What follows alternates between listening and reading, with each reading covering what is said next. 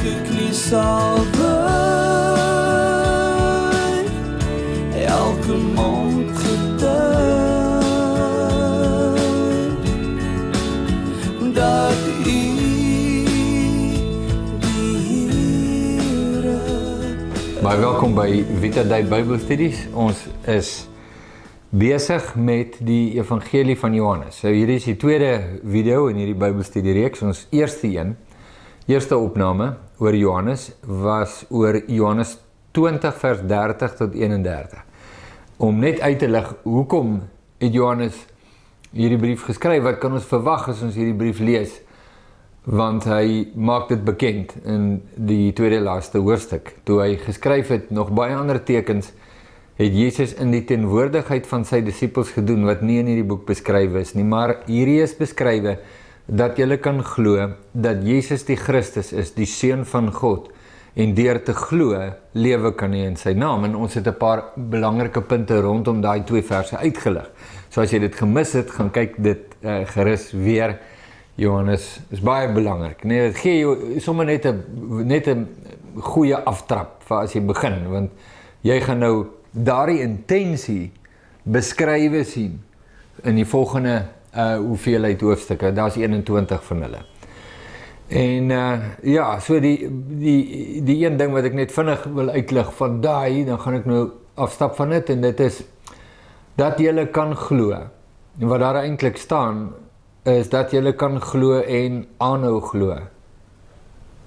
Dat Jesus die Christus is, en deur aan te hou glo, lewe kan hy in sy naam. Wow, dit is so groot waarheid. Nee, tja, kom ons begin. Johannes hoofstuk 1, vers 1. Hier is die openingssalvo van die boek.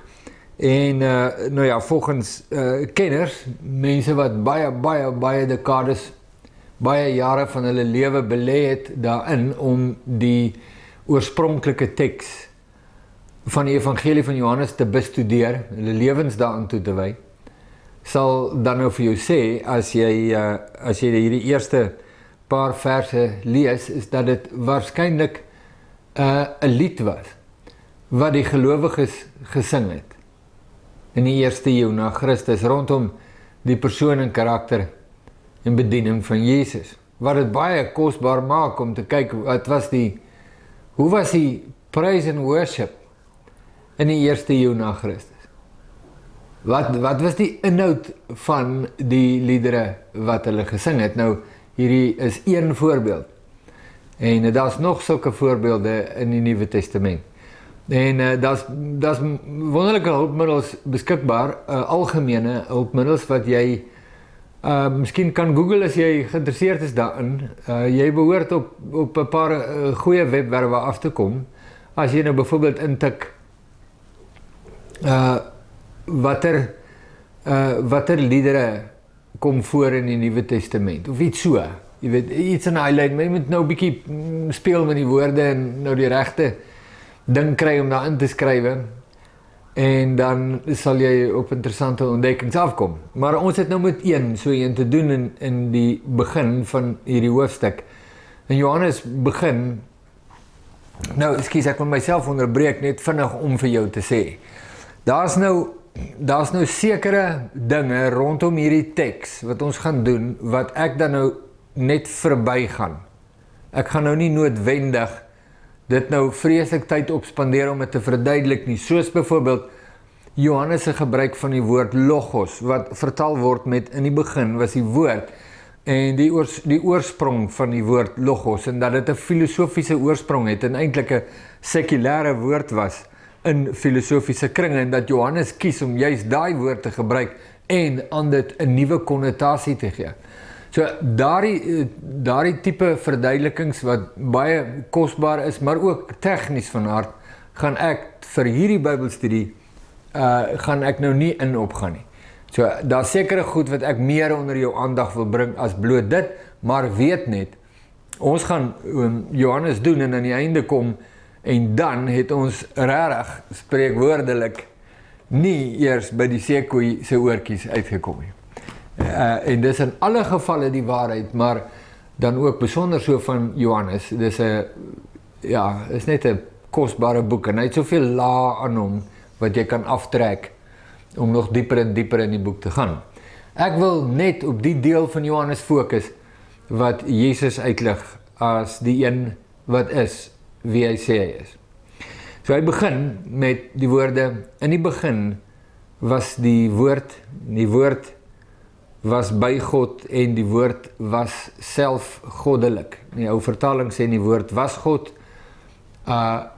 die oorspronklik sê dit meer, ek dink meer soos wat die 83 vertaling dit sou sê, en die woord was self goddelik. In die begin was die woord. En arche en hologos. In die begin was die woord. Toe alles begin het, toe was die woord reeds daar. So die persoon met wie jy gaan kennis maak in hierdie evangelie het nie 'n begin soos wat alles begin het nie. Hierdie persoon met wie jy nou gaan kennis maak het nie begin met sy geboorte deur Maria nie. Hy was reeds daar toe alles begin het. In die eindelose verlede was hy al reeds daar. Nou dis 'n baie belangrike ding om mee af te trap. Hy mors die tyd nie. Johannes mors die tyd nie. Hy sê sommer net dadelik, die identiteit van hierdie persoon wat ons hier gaan bespreek, is net bloot 'n goeie gawe rabbi uit Nasaret uit nie. Hierdie persoon is self goddelik. Hy was reeds in die begin reeds daar. Hy het nie 'n begin nie. Nou dis net God wat nie 'n begin het nie. Al die ander goed, al die ander dinge, alles sienlik en onsienlik het 'n begin, maar nie God nie. Hy was ook by God. En proston theon, sê die Grieks, hy was by God. En dit was vir my so 'n ligpunt oomblik toe ek eendag een van Merrill C. Tenney se werke lees. Hy het 'n kommentaar geskryf oor die evangelie van Johannes genaamd John, The Gospel of Belief. As jy dit ooit in die hande kan kry, dit is so 'n kosbare boek. Regtig, as jy 'n disipel en volgeling van Jesus is en jy hou van lees en jy hou van hy skryf 'n bietjie hoog, ek wil maar net sê, hy's 'n akademikus. Hy skryf 'n bietjie hoog, maar as jy nou hou van daai soort leeswerk, jy kan nie beter doen nie. Dit is net briljant. Maar ek onthou die dag toe ek het lees vir die heel eerste keer, waar hy dit uitlig en sê, en proston theon was by God. In die begin was die woord en hy was by God. En hy maak die onderskeid so kosbaar. Hy maak die onderskeid dat was by God beteken nie net bloot, hy weet soos wat ek nou sal sê, ek was by iemand nie, ek was by die president nie, jy weet, ek was by 'n funksie en toe was die president daar en toe neem ons 'n foto saam, so daar het ek nou 'n foto, jy weet, van ek en die president. Ek was by die president. Hy sê, dis nie wat daar staan nie. Daar staan nie net bloot, die woord was by God in daai sin nie, met daai betekenis nie. En proston theon het 'n baie spesiale betekenis, 'n baie dieper betekenis. Dit beteken, ek was by die persoon op dieselfde vlak as die persoon. So as ek langs die president staan, wel die president van enigiets, nee, van die land, van 'n organisasie, maak nie saak nie, ek is nie die president van enigiets nie. As ek by hom staan, staan ek net bloot by hom. Ek staan nie by hom op dieselfde vlak met hom nie. En dit is iets heeltemal anderste. En om hier te kan sê, die woord, wat jy gaan sien nou, is Jesus self. Die woord was by God, hy was by God op dieselfde vlak met God. En as ons nou van God praat ons spesifiek van God die Vader. En dan sê hy, en die woord was self goddelik. Ons praat van God die Vader, God die Seun en God die Heilige Gees. Hierdie is 'n baie belangrike onderskeid om te maak. Jesus is nie die Vader nie. Die Vader is nie Jesus nie. Is nie die Seun nie. Die Woord was by die Vader. Op dieselfde voet met die Vader. Hulle deel dieselfde wese. Dit is 'n kosbare manier om oop te maak. Nou jy kan dink, as jy nog 'n bietjie hieroor dink, dan gaan jy nou by baie diep goed uitkom. Oor weet jy wie is Jesus? Hy was in die begin by God. In die begin was hy, toe God, die Vader, die aarde skape, toe was hy by God. Bedoelende, hy is by hom, hy is op dieselfde vlak met hom, en hy het meegedoen. Nou, die meedoen aan die skepping, toe alles begin het, die meedoen aan die skepping is iets natuurlijk wat, as jy al die Kolossense Bybelstudie gedoen het, dan sal jy nou dadelik, ja, gaan nou 'n liggie aan by jou, en jy gaan, wow, ja, wag 'n bietjie, ons het dit gelees, en jy gaan Kolossense toe, Kolossense 1 vanaf vers 15, jy weet, lees aan tot sê maar 18 of 21, kan nou nie mooi onthou nie, maar daar is so gedagte eenheid daar, om te sê, alle dinge is deur hom en tot hom geskape, praat van Jesus. Toe die Vader die wêreld skep, was hy daar, en hy was daar as die agent van die skepping. Die skepping is deur hom geskape, jy gaan dit nou lees, en die skepping is vir hom geskape. Hy was in die begin by God. Weet jy wie is Jesus? Jy sien hom net as die kind van Josef en Maria. Miskien, jy weet, 'n wonderlike profeet, 'n wonderlike dit, iemand met allerlei triks, jy weet, hy kon wonderwerke verrig en alles, maar nee, weet jy regtig wie is hy? Weet jy regtig wie is hy? Is dat hy nog altyd daar was? Maar, ek gaan nog iets vir jou bysit, nee, hoor hier. Dis nie net, hy was nog altyd nie. Dis nie net dat hy die agent is van die skepping nie. Maar daar is 'n ander groot, fantastiese ontdekking, wat jy moet maak. En dit is, hy was nog heel tyd betrokke met die mens. Johannes gaan nou skryf oor sy vleeswording, en toe ons hom leer ken in die vlees, en hier het onder ons kom woon, en ons het sy heerlikheid aanskou, maar en jy leer hom ken, en dit is, jy weet, in jou kop kan dit maklik gebeur, jy het, goed, hy was in die begin, hy was voor die begin, hy het nie begin nie, so toe alles begin het, toe was hy daar, en toe is alles deur hom geskape, en toe word hy vlees, en nou het jy hierdie zone hier tussenin, kom ons noem dit nou maar die Oud-testamentiese tydperk, en jy dink, en so, daar was hy nou latent, jy weet, so hy was nou eintlik ledig in daai tyd, wat, mens dink het maklik, jy gaan, ja, en dit was God die Vader wat toe met Israel praat, en die Vader, en toe gaan nou al die duisende jare verby, en toe kom Jesus in die vlees, en dan ontdek jy, wow, nee, wag 'n bietjie, daai het jy liderlik mis. Jy het dit mis, miskien omdat jy dit nog nooit gehoor het nie, jy het dit mis omdat jy nog nooit so die Bybel gelees het nie, maar hy was nog, hy die woord, die seun, ons het hom leer ken as Jesus, gebore deur Maria. Hy het nie net die skepping, hy is die agent van die skepping nie, maar hy was nog dwars deur al hierdie eeue, was hy aktief met die mens, het hy verskyn aan die mens, reg deur die Ou Testament, hy was nog altyd daar, en dis vir baie van ons, veral in die Weste, is dit soos 'n wow gedagte, jy dink maar, wat, wag, kom weer, nee, dit is, en baie van julle wat nou die Vita Day video's kyk, het al dit getuig, as ons dit doen, Jesus in die Ou Testament. Dit was vers 2, vers 3.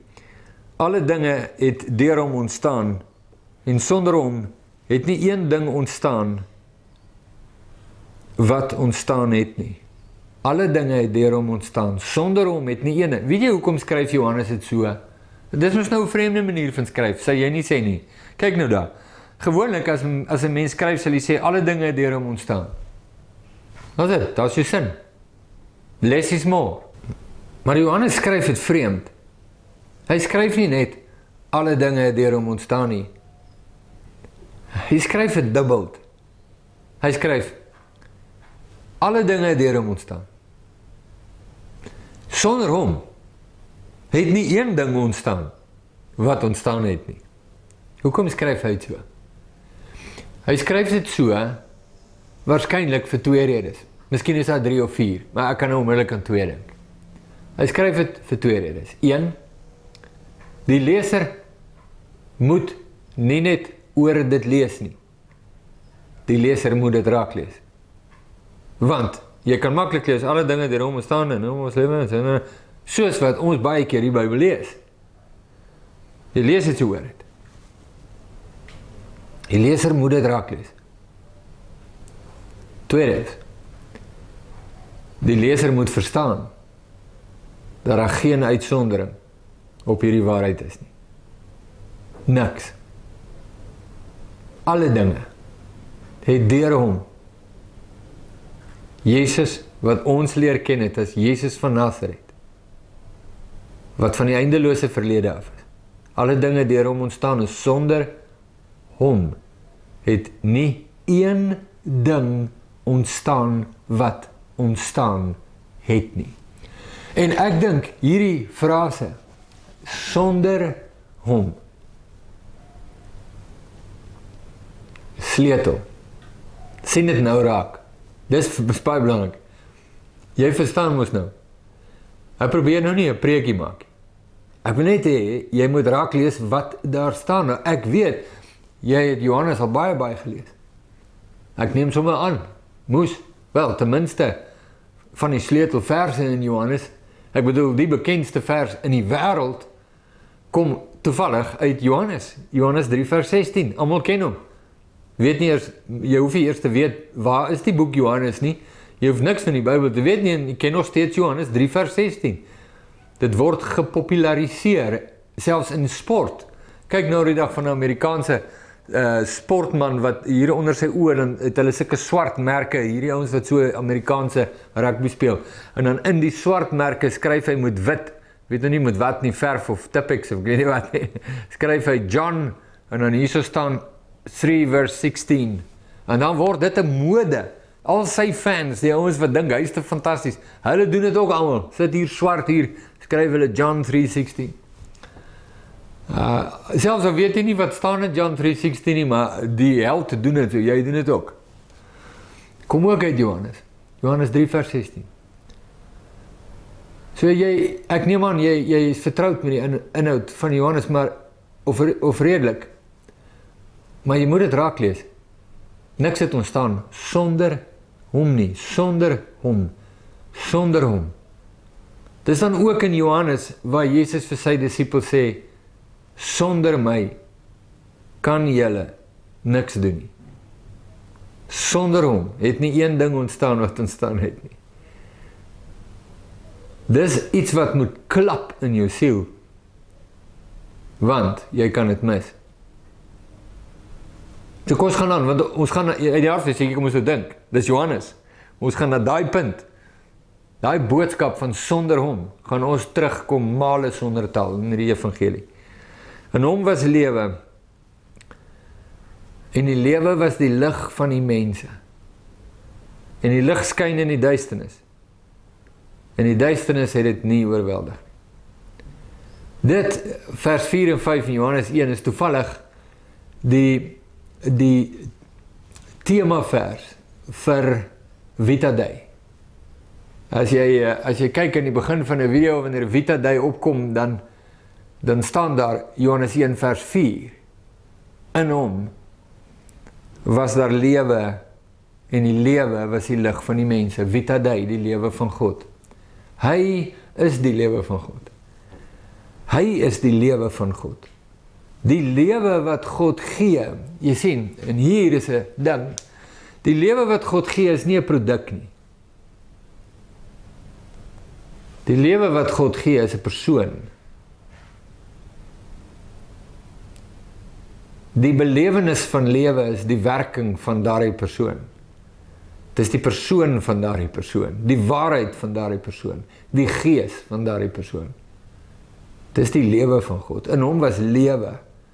En daardie lewe, die lewe van Jesus, is die lig vir die mense. Nou vir die Jode, dink ek nou maar sommer net, moes daar 'n geweldige konnotasie gewees het met hierdie versie, in hom was lewe en die lewe was die lig van die mense, want dit waarskynlik vir baie Joodse gelowiges wat hierdie gelees het, was daar 'n dadelike herinnering en 'n wekroep aan Jesaja wat sê, die volk wat in duisternis wandel, het 'n groot lig gesien. Die wat woon in die land van doodskaduwee, vir hulle het 'n lig opgegaan. Die volk wat in duisternis wandel. En die wêreld is geklee in duisternis. Die lig vir hierdie wêreld is nie Christendom nie.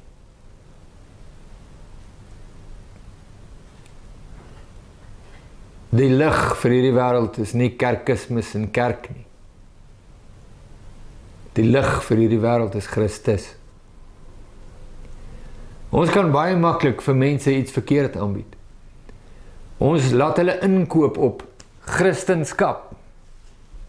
En daar's verskillende weergawes van Christendom. Jy kry katholieke Christendom en presbyteriaanse Christendom en gereformeerde Christendom en charismatiese Christendom en flavours. En ons dink as ons dit verkondig ons die lig.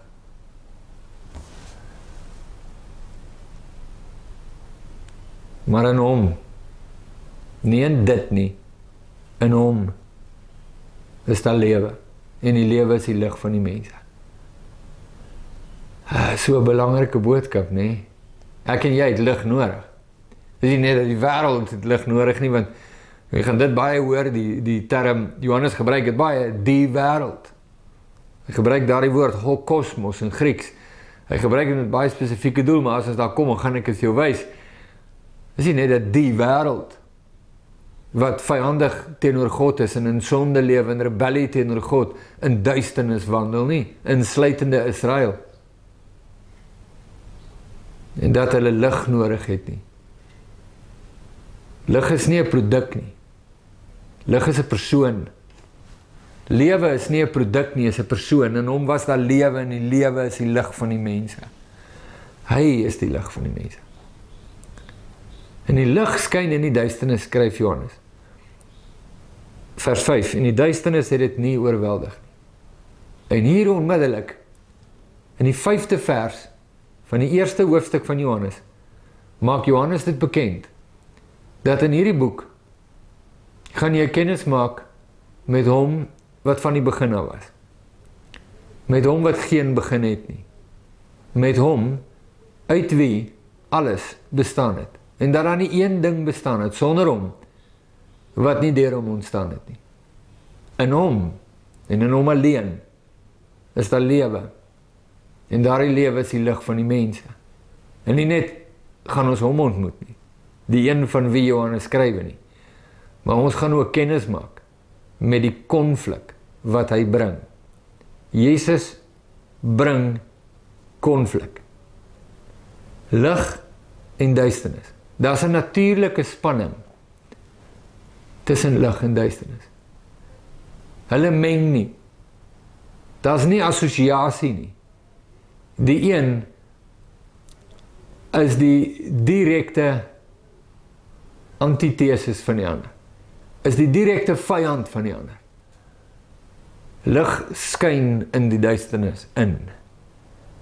En duisternis probeer dit oorweldig. Hoor jy die spanning? Daar begin dit. En ons gaan deeglik met dit kennis maak. Maar,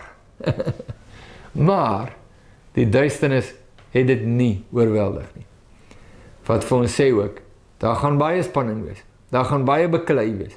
Daar gaan baie vegterye wees.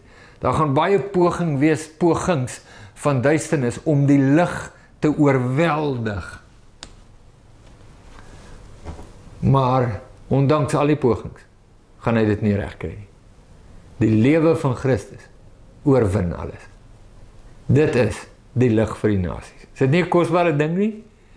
En dit bring ons by die eerste 5 versies in die evangelie van Johannes. Elke knie sal buig.